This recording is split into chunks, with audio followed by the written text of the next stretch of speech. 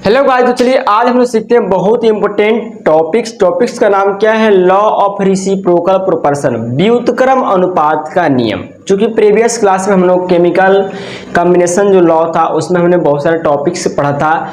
Law of conservation of mass, law of definite proportion, law of multiple proportion, और ये आपका चौथा law है लॉ ऑफ रेसिप्रोकल प्रोपोर्शन। तो चलिए पहले देख लेते हैं पहले वाला क्लास। अगर आप नहीं देखे हैं तो आई बटन पर लिंक मिलेगा, यहाँ से आकर वीडियो देख सकते हैं, सीख सकते हैं। लॉ ऑफ रेसिप्रोकल प्रोपोर्शन, व्युत्क्रम अनुपात का नियम क्या कहता है? कहता है this law was proposed by Richter in 1792। इस नियम का प्रतिपादन किसने किया था? तो रीचर नामक वैज्ञानिक ने 1792 में किया था। इट स्टेट दैट, इसका क्या कहना है, इसका कथन क्या है? When two different elements combine separately with a definite weight of another elements. कह रहा है कि जब दो भिन्न तत्व, ठीक है, अलग अलग क्या करते हैं? कंबाइन करते हैं, और भी एक डिफिनिट मास वाले दूसरे एलिमेंट के साथ, डिफिनिट मास वाले एक दूसरे एलिमेंट के साथ कंबाइन करते हैं। The ratio in which they do show will be the same. उनका रेशियो जो है या तो सेम होगा या तो मल्टीपल कुछ गुणज के रूप में होगा। उनका ratio they do combine with each other. उनका मास जो है, उनका जो रेशियो है या तो सेम होगा या तो उनके गुणज के रूप में होगा, उनके अनुपातों के गुणज के क्या है रूप में होता है।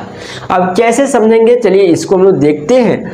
मान लीजिए कि आपका सल्फर हाइड्रोजन ऑक्सीजन, आप जानते हैं कि सल्फर हाइड्रोजन के साथ रिएक्ट करता है, हाइड्रोजन ऑक्सीजन के साथ रिएक्ट करता है सल्फर ऑक्सीजन के साथ। तो सल्फर ऑक्सीजन के साथ करेगा तो क्या बनाएगा? SO2 बनाएगा। सल्फर हाइड्रोजन के साथ रिएक्ट करें तो क्या बनाएगा? H2S बना देगा, हाइड्रोजन सल्फाइड। और हाइड्रोजन ऑक्सीजन के साथ करेगा तो क्या बनाएगा? H2O बना देगा, वाटर।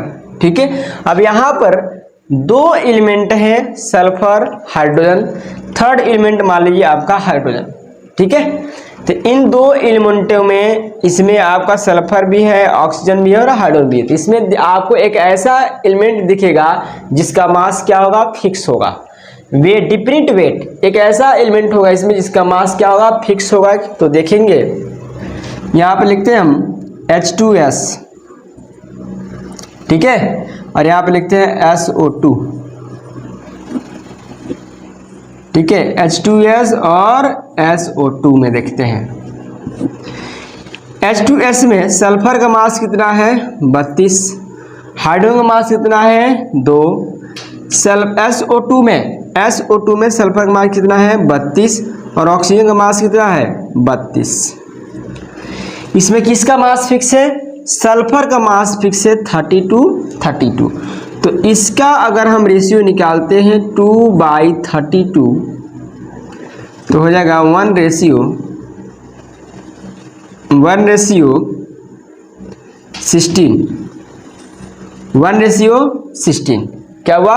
1:16। लेकिन ध्यान देंगे यहाँ पर हाइड्रोजन जो है H2S में हाइड्रोजन का मास 2 ग्राम, सल्फर का मास 32 ग्राम, सल्फर का मास 32 ग्राम, और फिर यहाँ पर ऑक्सीजन का मास 32 ग्राम।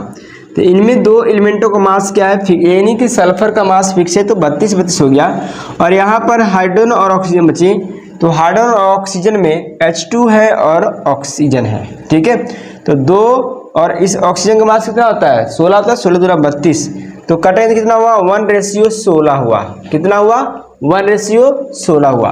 अब H2O का देखते हैं, क्या देखते हैं H2O में? तो H2O में H और O का रेशियो देखा जाए तो हाइड्रोजन का मास कितना है? 2, और यहाँ पर सल्फर मास कितना है? 16। सल्फर मास कितना होता है? 16 होता है ना। ये कितना हुआ? 1:, कितना आया? 8 हुआ। 1:8 हुआ, और 1:16 है। 1:16 मतलब होगा 1/16, और 1:8 में 1/8 हुआ। तो ये जो नया चीज निकल के आया, ठीक है, 1/8 जो नया चीज निकल के आया वह पहले वाला का क्या है? उसके पहले वाला से क्या रिलेशन है? इसका मतलब है कि पहले वाला 1/16 है, अब आपका आया 1/8। तो क्या है? 1/8 क्या है? या ये जो मास है इसके मास का क्या है? ये जो मास है 1/16 है, इसके मास का क्या है 2 गुना है। इसके मास का क्या है 2 गुना है। किसके मास का 1/16 का। 1/16 का मास का क्या है 2 गुना है, तब जाके 1/8 आएगा। यानी मल्टीपल के रूप में, क्या बोला मल्टीपल के रूप में आ सकता है, सिंपल रेशियो के रूप में भी आ सकता है। ठीक है, तो इन दोनों में रिलेशन क्या है आपको देखना है। H2S में सल्फर का मास कितना है, सल्फर का मास है आपको 32, SO2 में मास कितना है 32, सल्फर का मास यहाँ पर हाइड्रोजन का मास कितना है 2, ऐसे भी आप कह सकते हैं।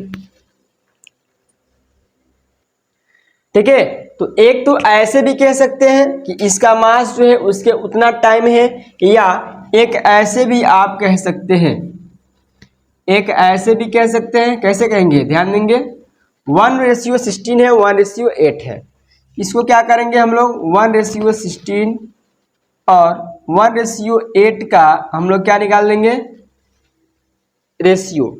ठीक है, तो क्या हो जाएगा, ये हो जाएगा 1/16 बाई में 1/8, तो हो जाएगा 1/16 का हो गया 1/16 बाई में 1/8 हो गया। ठीक है, तो पलटा गया ना 1/16 इंटू 8/1 हुआ, 8 2 16, 1/2 हो रहा है। ठीक है, 1/2, तो 1/2 भी क्या है एक सिंपल रेशियो है, ऐसे भी कह सकते हैं।